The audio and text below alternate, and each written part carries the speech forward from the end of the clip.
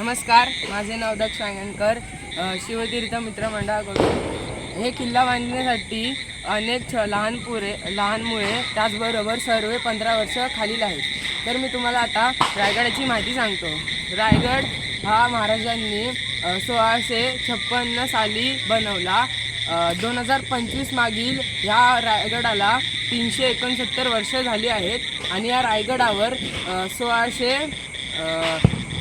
1674ला राज्याभिषेक तो आहे. छत्री निजामपूर म्हणून गाव आहे. या गावामध्ये एक मारुती मंदिर सुद्धा आहे. आणि जर आपण तिथे गुगलला वगैरे किंवा रायगडाचे स्ट्रक्चर बघायला गेलो तर आपल्याला तिथे एक मस्जिद सुद्धा दिसेल. त्यानंतर ही आपल्याला तटबंदी दिसत आहे ती आहे महादरवाजाची. महादरवाजा जो आहे तो गोमुखी आकाराचा आहे. जर आपण हा दरवाजा लांबून बघितला तर आपल्याला हा बंद झालेला दिसेल.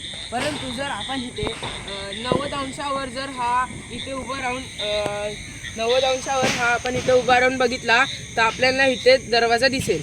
त्यानंतर हे पुढे दिसत आहे ते आपल्याला चित्त दरवाजा.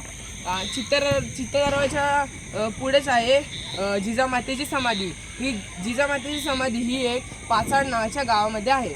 त्यानंतर पुढे आल्यावर आपल्याला हा जो डोंगर दिसत आहे तिथे महाराज आपले घोड्यांना बांधून ठेवत असत.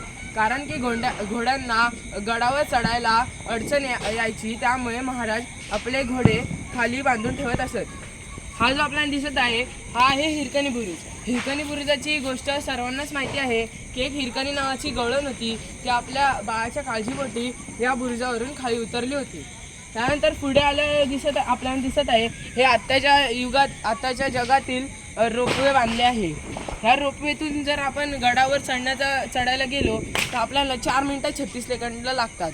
आणि जर आपण गडावर ट्रॅकिंग करत गेलो तर आपल्याला 3.5 ते 4 तास लागतात.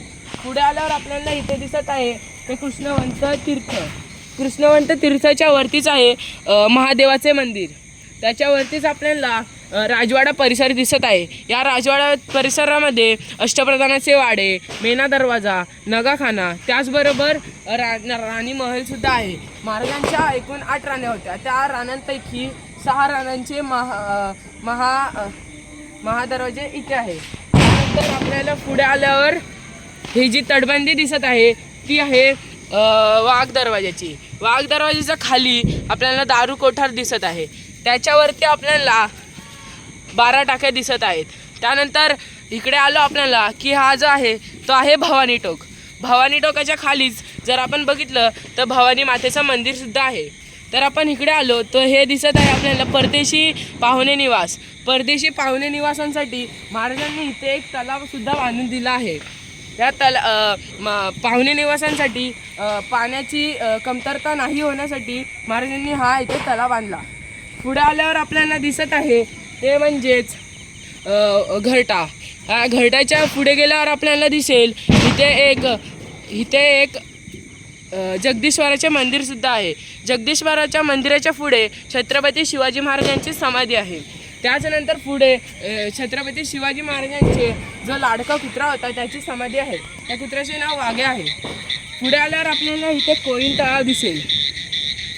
त्यानंतर पुढे आल्यावर आपल्याला इथे शिरकाई देवीचं मंदिरसुद्धा दिसेल. शिरकाई देवीच्या बाजूलाच हत्ती तलाव आणि हत्तींना कंट्रोल करण्यासाठी लोखंडी स्तंभसुद्धा आहे.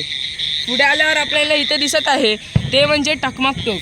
टकमक टोकाची माहिती अशी आहे की जो कोणी अपराधी किंवा ज्यांनी गुन्हा केला असेल त्यांना इथून टकलं केलं जात असेल.